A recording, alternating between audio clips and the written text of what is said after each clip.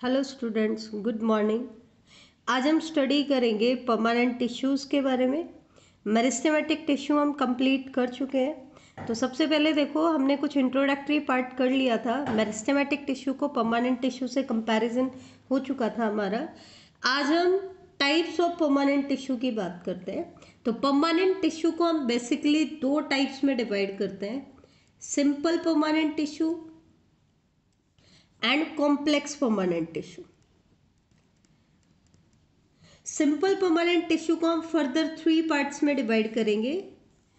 Parenchyma, 3 type के tissue हम simple permanent tissue में पढ़ेंगे। Parenchyma, collenchyma and sclerenchyma. इसी तरीके से कॉम्प्लेक्स परमानेंट टिश्यू को भी हम 2 पार्ट्स में डिवाइड करेंगे, जाइलम एंड फ्लोएम। बेटे यहाँ पर इस टॉपिक से रिलेटेड जो क्वेश्चन बनते हैं वो मोस्टली कंपैरिजन के बनते हैं। आपको याद करने का तरीका क्या है कि आप तीनों टिश्यूज को कंपेयर करके याद करो।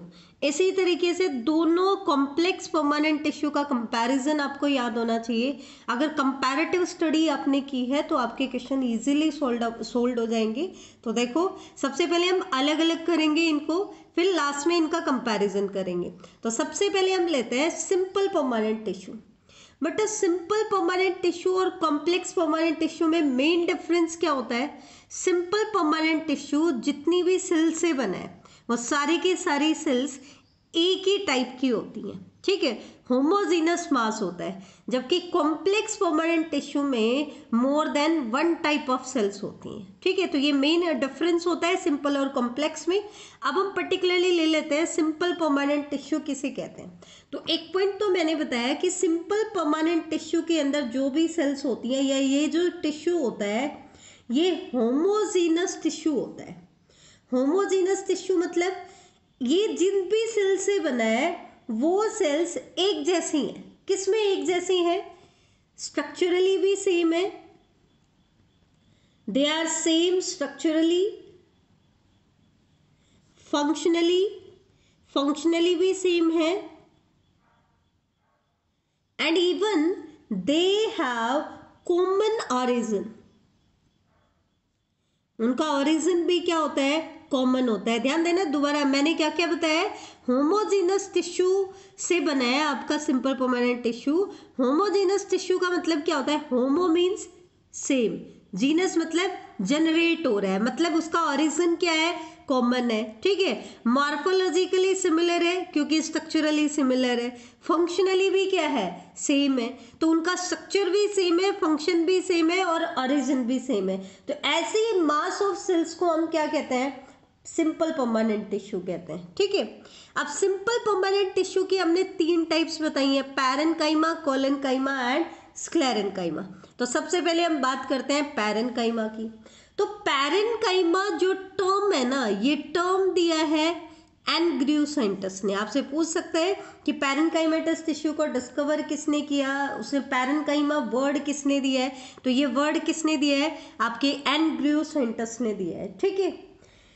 पैरेन्काइमा जो वर्ड है ये एक ग्रीक वर्ड से बना है। कौन से वर्ड है? Para plus एनकाइमा। पैरा का मतलब होता है बिसाइड और एनकाइमा का मतलब होता है फिलिंग। इसको ऐसा हम क्यों कह रहे हैं? क्योंकि ये बेसिक पैकेजिंग टिश्यू का काम करता है। किसका काम करता है? बेसिक पैकेजिंग टिश्यू का। वो कैसे, वो मैं आगे बता रही हूँ तुम्हें। तो इसका सबसे पहला पॉइंट क्या होता है? It is the only tissue which is physiologically means functionally and morphologically unspecialized। Physiologically and morphologically क्या होता है? अनस्पेशलाइज्ड होता है, ठीक है। फिजियोलॉजिकली और मॉर्फोलॉजिकली अनस्पेशलाइज्ड होता है। अब क्योंकि ये अनस्पेशलाइज्ड होता है तो कहीं पे भी आसानी से फिट हो जाता है, इसलिए हम कहते हैं कि ये मेजर पार्ट एक्वायर करता है। ये मोस्ट एबंडेंट टिश्यू है प्लांट की बॉडी में, ठीक है। तो ये बेसिक फंक्शंस के लिए एक्वायर करता है। तो इसमें हम क्या कहते हैं, सेकंड पॉइंट हमारा क्या हो जाएगा, it constitute the vegetative ground tissue. Vegetative ground tissue बनाता है। ग्राउंड टिश्यू मतलब किस किस को बनाएगा, हमने पहले भी कहा था कि तीन चीजें हैं, डर्मेटोजन है मतलब जो कि एपिडर्मिस बनाता है, ठीक है। इसके बाद प्रोकैम्बियम है जो वस्कुलर टिश्यू बनाता है। इसके बाद हमने कहा था ग्राउंड मेरिस्टम, ठीक है। तो ग्राउंड टिश्यू जो होता है ना, इसमें कौन कौन सी लेयर आ जाएंगी, एपिडर्मिस भी आपकी ग्राउंड मेरिस्टम की लेयर है एक तरीके से अगर हम देखें, ठीक है, क्योंकि इसमें हम आगे पढ़ेंगे एपिडर्मिस और एपिब्लेमा, ये दोनों लेयर जो है ये भी पैरेन्काइमेटस टिश्यू की बनी होती है। आगे हम डाइसेक्शन करेंगे तो उसमें हम स्टेम और रूट का डाइसेक्शन करेंगे तो एक लेयर आएगी आपकी कॉर्टेक्स लेयर, फ्यू सेल्स होती हैं, फ्यू लेयर्स होती हैं इसमें। पिथ की सेल्स आएंगी, ये भी पैरेन्काइमेटस टिश्यू का बना होता है।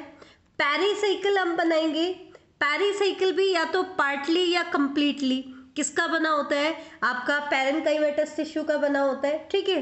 लीफ की मेसोफिल सेल्स हैं, वो भी किसके बनी हुई होती हैं, पैरेन्काइमेटस टिश्यू की बनी हुई होती हैं, ठीक है। फ्रूट्स का जो पल्प होता है it is also made up of parenchymatous tissue.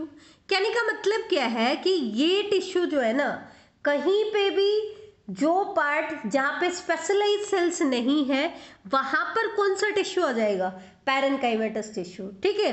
तो हम इसलिए कहते हैं कि it is the basic packaging tissue.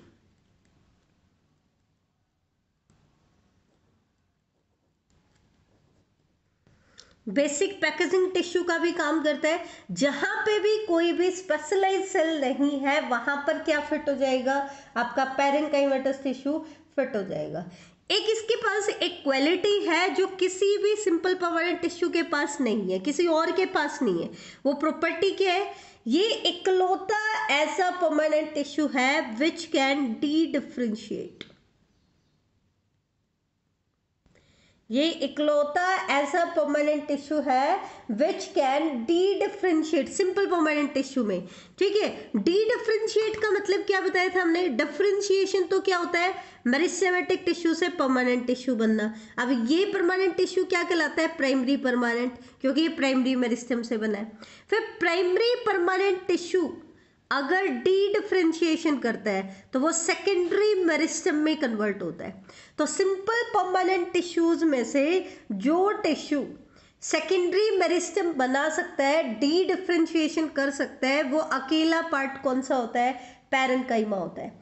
ना तो कोलेनकाइमा की सेल्स डी डिफरेंशिएशन कर सकती है और ना ही आपकी स्क्लेरेनकाइमा की सेल्स डी डिफरेंशिएशन कर सकती है, ठीक है। तो इसका मतलब क्या होता है कि ये इकलौता टिश्यू है जो सेकेंडरी मेरिस्टेम बना सकता है, ठीक है। These cells are concerned mainly with the ordinary vegetative activities of the plant, क्योंकि ये ग्राउंड टिश्यू बना रहा है तो प्लांट की बेसिक वेजिटेटिव एक्टिविटीज के लिए रिस्पॉन्सिबल होता है।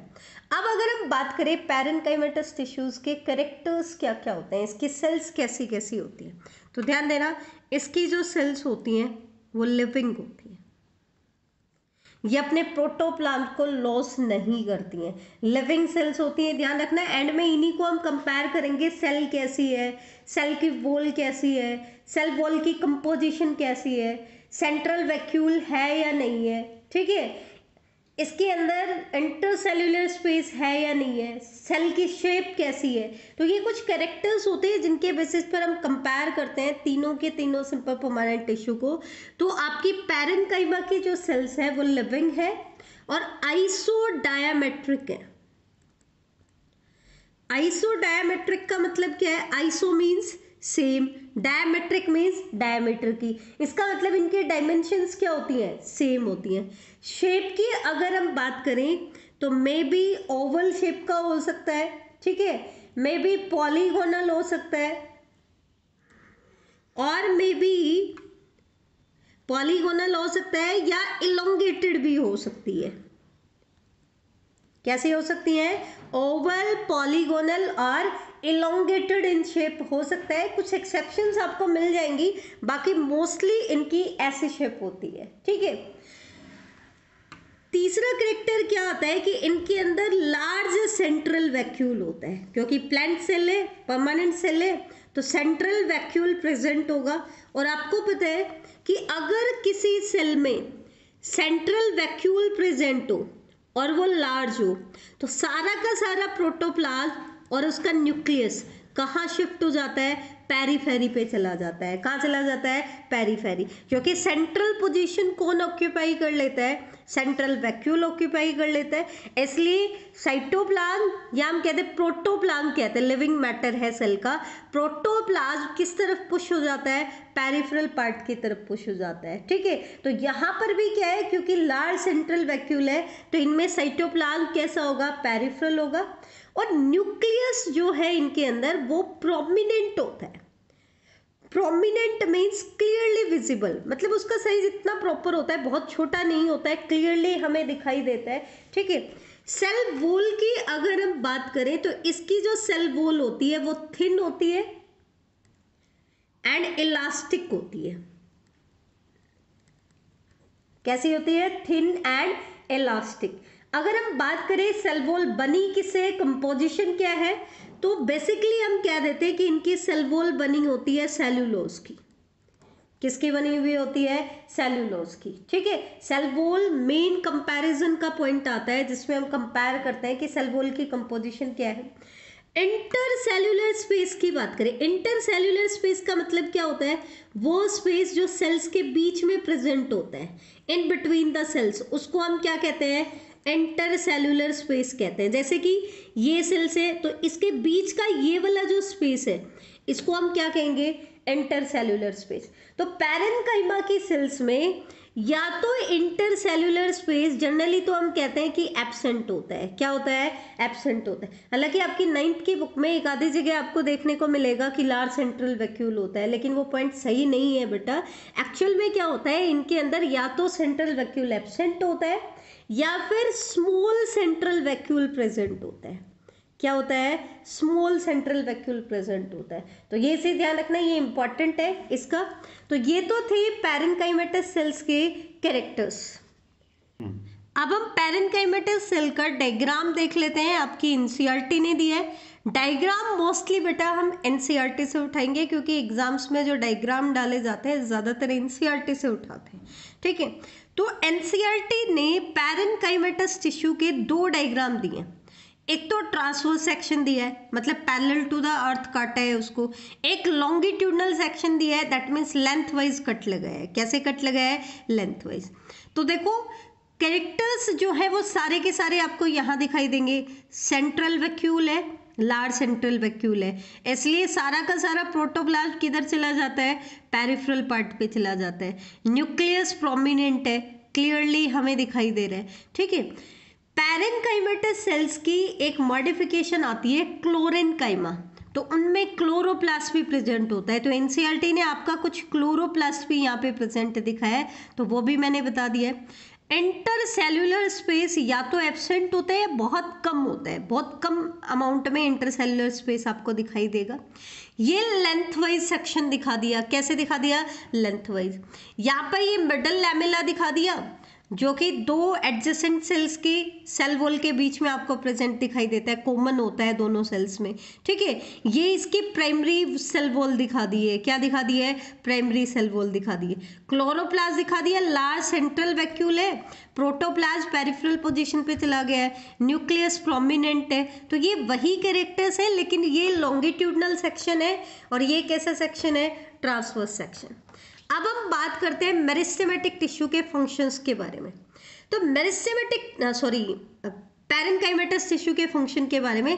तो पैरेन्काइमेटस टिश्यू के फंक्शन क्या है, तो देखो सबसे पहला फंक्शन है स्टोरेज।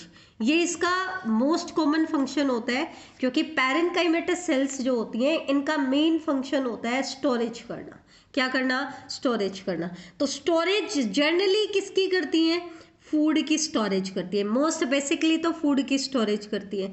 लेकिन अगर कोई पार्ट सुकुलेंट है, मतलब फ्लैशी है, तो फ्लैशी पार्ट में वाटर एंड म्यूसिलीज की स्टोरेज होती है। किसकी स्टोरेज होती है? Water and mucilage. म्यूसिलेज क्या होता है? एक टाइप का स्टिकी मटेरियल होता है, ठीक है। तो अगर सुकुलेंट पार्ट है तो उसमें वाटर और म्यूसिलेज की भी स्टोरेज हो जाती है। कुछ प्लांट ऐसे होते हैं जो वेस्ट मैटर को भी स्टोर करते हैं, और प्लांट का वेस्ट मैटर एक्चुअल में कमर्शियली हमारे लिए यूजफुल भी होता है। वेस्ट मैटर जैसे कि रेजिन्स, टैनिन्स, गम्स, बेटा ये सारे मटेरियल प्लांट के लिए तो वेस्ट होते हैं, लेकिन हम इनको कमर्शियली यूटिलाइज करते हैं। तो प्लांट इन वेस्ट मैटर की स्टोरेज भी किस में करता है? पैरेन्काइमेटस टिश्यू में करता है। तो ये इसका सबसे मेन फंक्शन हो जाता है, स्टोरेज करना। उसके बाद पैरेन्काइमा की सेल्स सपोर्ट भी करती हैं, क्योंकि जब ये टर्जिड हो जाती हैं तो ये सपोर्ट देंगी। अगर इनके अंदर इंटरसेल्यूलर स्पेस प्रेजेंट हो, इंटरसेल्युलर स्पेस क्या हो? प्रेजेंट हो, क्योंकि हमने कहा या तो इंटरसेल्युलर स्पेस एब्सेंट होगा या प्रेजेंट होगा। प्रेजेंट होगा तो स्मॉल इंटरसेल्युलर स्पेस होगा, तो उस केस में ये गैसियस एक्सचेंज में भी हेल्प करता है। किस में हेल्प करता है? गैसियस एक्सचेंज में। फिर आता है लेटरल ट्रांसपोर्ट। लेटरल ट्रांसपोर्ट की अगर हम बात करें, लेटरल मतलब साइड वे जो ट्रांसपोर्ट होता है, तो यहाँ पर हम बात करें दो मॉडिफाइड आपके स्ट्रक्चर, जैसे कि हमने कहा जाइलम पैरेन्काइमा, आगे हम पढ़ेंगे इसमें टिश्यूज में जाइलम पैरेन्काइमा, और एक होता है फ्लोएम पैरेन्काइमा। क्या होता है? Phloem parenchyma. जाइलम पैरेन्काइमा क्या करता है बेटा? क्योंकि जाइलम में वाटर की कंडक्शन होती है, तो मेन वाटर कंडक्टिंग चैनल तो इसके ट्रैकिड्स और वेसल्स बनाते हैं, लेकिन साइड वे कंडक्शन कौन कराता है? Xylem parenchyma. तो लेटरल कंडक्शन के लिए क्या होता है? जाइलम पैरेन्काइमा, जो कि एक मॉडिफाइड पैरेन्काइमा है, ठीक है। फ्लोएम पैरेन्काइमा भी क्या करता है? लेटरल कंडक्शन करता है। बेटा फ्लोएम के अंदर ट्रांसपोर्ट होता है फूड का, और जाइलम में होता है वाटर और मिनरल्स का। तो फूड के फ्लोएम के केस में मेन कंडक्टिंग चैनल का काम तो करता है सीव ट्यूब, लेकिन यहाँ पर भी लेटरल कंडक्शन अगर करानी है, साइड वे ट्रांसपोर्ट करना है फूड का, तो वो कौन कराएगा? Phloem parenchyma. फिर दो मॉडिफिकेशन हम पढ़ेंगे आगे। एक तो हम पढ़ेंगे क्लोरेन्काइमा। तो क्लोरेन्काइमा ऐसी पैरेन्काइमेटस सेल्स हैं जिनके अंदर क्लोरोप्लास्ट होता है। क्या होता है? क्लोरोप्लास्ट। बेटा ध्यान रखना, आगे हम पढ़ेंगे कोलेन्काइमा, वो सिंपल परमानेंट टिश्यू की एक टाइप है। Parenchyma, collenchyma and sclerenchyma. और क्लोरेन्काइमा अगर बोला जाता है तो वो पैरेन्काइमेटस टिश्यू की ही एक मॉडिफिकेशन है। तो क्योंकि इनमें क्लोरोप्लास्ट होता है तो इसका फंक्शन होता है फोटोसिंथेसिस करना। एक हम आगे मॉडिफिकेशन पढ़ेंगे एरेन्काइमा। तो एरेन का मतलब होता है एयर कैविटी उनमें फिल्डअप होती है, तो वो बायोन्सी देते हैं। क्या देते हैं? बायोन्सी। तो वो मॉडिफिकेशन में आता है। मॉडिफिकेशन देख लेते हैं। सबसे पहले हम बात करते हैं क्लोरेन्काइमेटस टिश्यू की। किसकी बात करेंगे? क्लोरेन्काइमा कैटेगरी। तो जैसे कि हमने बोला क्लोरेन्काइमेटस टिश्यू की जो सेल्स होती हैं इनमें क्लोरोप्लास्ट होता है। क्या होता है? क्लोरोप्लास्ट। इसलिए ये सेल्स किस में हेल्प करेंगी? फोटोसिंथेसिस में हेल्प करेंगी। अब क्लोरेन्काइमेटस सेल्स हमें मिलेंगी कहाँ? तो लीफ के अंदर जो क्लोरेन्काइमेटस सेल्स होती हैं उनको हम कहते हैं मेसोफिल सेल्स। ये वो सेल्स हैं जो लीफ का फोटोसिंथेटिक पार्ट होता है, इनको हम कहते हैं मेसोफिल सेल। तो अगर हम बात करें एक डॉर्सी वेंट्रल लीफ की, डॉर्सी वेंट्रल मतलब जिसके अंदर एक डॉर्सल सरफेस होता है और एक क्या होता है? Ventral surface. बेटा ये टर्म्स एक बार ध्यान से रखना। जैसे एक लीफ है, उसका डोर्सल सरफेस कौन सा होता है? उसका लोअर सरफेस होता है। कौन सा होता है? लोअर। और वेंट्रल सरफेस कौन सा होता है? उसका अपर सरफेस होता है। ठीक है। जैसे कि हमारी बॉडी का जो हमारा फ्रंट पार्ट है वो है वेंट्रल पार्ट, तो इनका भी जो फ्रंट वाला पार्ट है, ऊपर वाला पार्ट है, वो क्या है? वेंट्रल। और हमारी जो बैक साइड वाला पोर्शन होता है वो होता है डोर्सल। तो इनके अंदर भी जो नीचे वाला, बैक साइड वाला, नीचे वाला जो पोर्शन होता है उसको हम क्या कहते हैं? डोर्सल। वेंट्रल सरफेस को अडेक्सियल सरफेस भी कहा जाता है। अपर सरफेस कह दें, वेंट्रल कह दें या अडेक्सियल कह दें, ठीक है। जबकि लोअर जो सरफेस होता है उसको हम डोर्सल या अबेक्सियल सरफेस कहते हैं। क्या कहते हैं? डोर्सल या अबेक्सियल। तो जो डॉर्सी वेंट्रल लीव्स होते हैं ना, उनमें मेसोफिल दो टाइप की मिलती हैं। आइसोबाइलेटरल लीफ में एक ही टाइप की मेसोफिल सेल्स होती हैं, लेकिन डॉर्सी वेंट्रल लीफ में दो टाइप की मेसोफिल सेल्स होती हैं। एक होती है पैलिसेड पैरेन्काइमा बोल देते हैं, एक को हम बोल देते हैं स्पंजी पैरेन्काइमा। पैलिसेड पैरेन्काइमा किस तरफ होती है? अपर सरफेस की तरफ। बेटा ध्यान रखना, लीफ के अंदर दो टाइप के एपिडर्मिस होते हैं। लीफ के अपर सरफेस पे जो आउटर मोस्ट स्किन है ये तो कहलाती है अपर एपिडर्मिस, और लोअर सरफेस पे जो सबसे लोवेस्ट लेयर है स्किन का काम करती है वो कहलाती है लोअर एपिडर्मिस। तो अपर एपिडर्मिस की तरफ होता है पैलिसेड पैरेन्काइमा और लोअर एपिडर्मिस की तरफ होता है स्पंजी पैरेन्काइमा। कौन सा होता है? स्पंजी। और भी डिफरेंस होते हैं।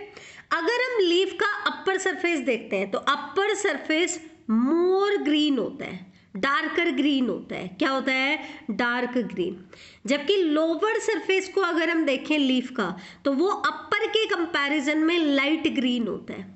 उसका कारण ही क्या होता है? क्योंकि अपर सरफेस की तरफ क्लोरोप्लास्ट ज़्यादा होता है, लोअर सरफेस की तरफ क्लोरोप्लास्ट क्या होता है? कम। क्यों? क्योंकि इन लीव्स में अपर सरफेस की तरफ पैलिसेड पैरेन्काइमा की सेल्स है और नीचे की तरफ स्पंजी पैरेन्काइमा। अब दोनों में क्या डिफरेंस है? पैलिसेड पैरेन्काइमा की जो सेल्स होती है ना वो लॉन्ग और कॉलम लाइक होती हैं, बड़ी बड़ी होती हैं और कॉलम लाइक होती हैं। जबकि स्पंजी पैरेन्काइमा की सेल्स जो होती हैं वो छोटे साइज की होती हैं। दूसरा डिफरेंस क्या होता है? पैलिसेड पैरेन्काइमा की सेल्स कॉम्पैक्टली पैक्ड होती हैं। कैसी होती हैं? Compactly packed. इसका मतलब उनके बीच में इंटरसेल्यूलर स्पेस आपको दिखाई नहीं देगा या बहुत स्मॉल क्वांटिटी में होगा।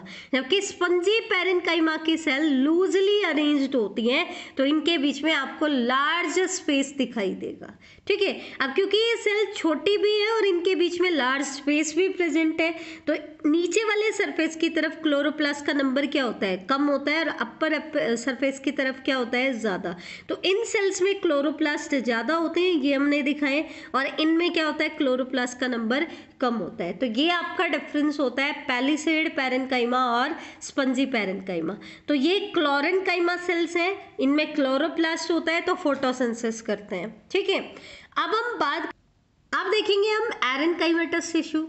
तो एरेन्काइमेटस का मतलब क्या होता है? हमने पहले भी कहा है एयर स्टोरिंग कैविटीज इनके पास होती हैं, ये इनका स्पेशलाइजेशन होता है, ठीक है। तो ये चीज़ ध्यान रखना।